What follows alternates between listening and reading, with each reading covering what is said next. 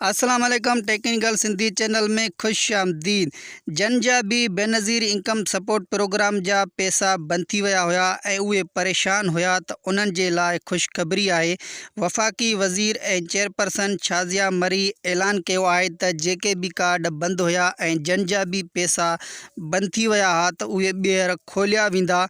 8171 जे service भी ॿीहर खोली वई आहे ऐं उहे दोस्त हाणे मैसेज पंहिंजो कार्ड जन जा भी पैसा बंद होया उहे पंहिंजो कार्ड नंबर 8171 ते मोकिले ऐं पंहिंजी सर्विस खोलाए सघनि था। पंहिंजा पैसा जेके बंदि हुया उहे पैसा उन्हनि जा ॿीहर खोलिया वेंदा।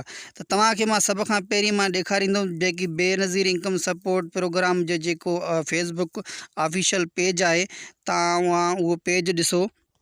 तव्हां सभ खां पहिरीं फेसबुक ते वञो ऐं फेसबुक ते तव्हां सर्चिंग कयो बेनज़ीर इनकम सपोर्ट प्रोग्राम यानी कि बेसपे। शॉर्ट फॉर्म में तव्हां BISP लिखी तव्हां सर्च कयो, ही पेज ईंदो। ही बेस पाकिस्तान। तव्हां इनखे ओपन कयो।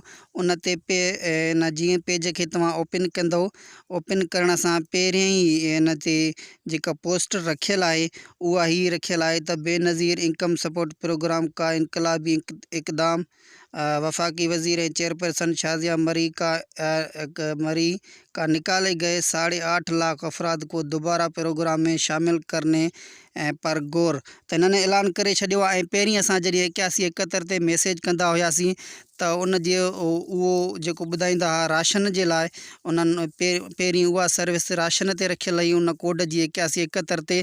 पर हाणे जॾहिं तव्हां 8171 ते पंहिंजो कार्ड मोकिलींदव त तव्हांखे हाणे कुझु ॿी तरह सां उहो ॿुधाईंदो, उहो ॿियो ई ऑप्शन ईंदो, ॿियो ई मैसेज जो अंदाज़ ई ॿियो आहे।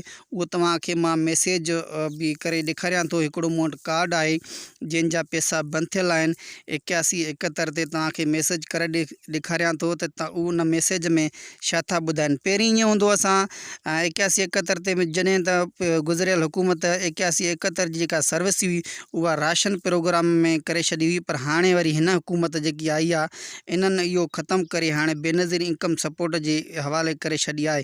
तव्हां जॾहिं मैसेज कंदव, सभ खां पहिरीं तव्हांखे मां मैसेज करे ॾेखारियां। तव्हां जीअं राइट मैसेज में वेंदव, उते तव्हां मैसेज में मां तव्हांखे मैसेज करे ॾेखारियां थो। वञी करे हिते मां मैसेज में वेंदुमि, हिते 8171 मां ही लिखंदुसि। 8171 ते मूं वटि हिकिड़ो कार्ड आहे जन जा पैसा बंदि थियल आहिनि ऐं उन कार्ड खे मां हिते मैसेज में लिखंदुसि 8171 ते सेंड कंदुसि। मैसेज मूं वटि कार्ड मूं वटि हुयो, मां हे नंबर कॉपी करे कॉपी कयोसि, पेस्ट कंदुसि ऐं जीअं हिनखे मां सेंड कयां थो 8171 ते कुझु ई सेकंडनि में दोस्तो ॾिसो मूं वटि हिते जवाबु अची वेंदो।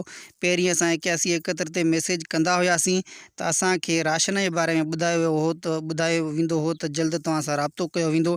पर हाणे हीअ service Benazir income support program वारनि जे हवाले कई वई आहे ऐं हाणे हिन मैसेज जो तव्हां जवाबु ॾिसो। कुझु सेकंड मां थोरो वेट कयां थो त ॾिसूं असांखे जवाबु छा थो अचे। त मूं वटि जवाबु अची वियो आहे। मोज़िज़ अपने मालूमात फराम करने का शुक्रिया। आपकी मालूमात की जांच पड़ताल की बाद बहुत जल्द आपकी अहलियत के बारे में आगाह किया जाएगा। मतलब हाणे जिन जा पैसा बंदि हुया उहे खोलिया वेंदा। उमेद आहे तव्हां दोस्तनि खे असांजो वीडियो पसंदि आयो।